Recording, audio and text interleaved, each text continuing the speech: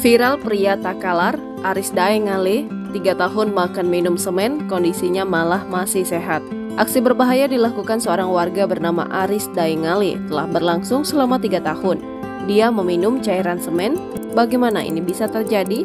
Peristiwa luar biasa ini dimulai ketika Aris Daengale, seorang warga Patalasang, Takalar, Sulawesi Selatan, terperangkap di dalam gudang yang berisi semen. Pada saat itu, dia berdoa agar disatukan dengan semen.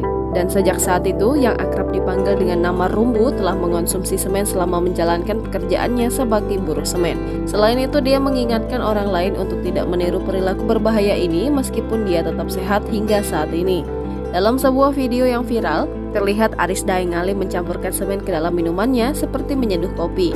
Bahkan dia juga mengoleskan semen yang biasanya bereaksi panas ke tangan dan kepalanya. Video lain menunjukkan Aris Daengale mencelupkan pisang ke dalam semen dan memakannya.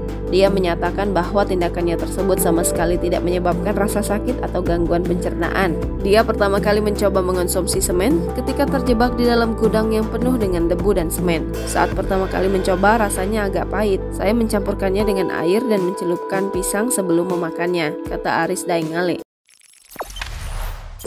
Jangan lupa subscribe, share, komen, dan like ya!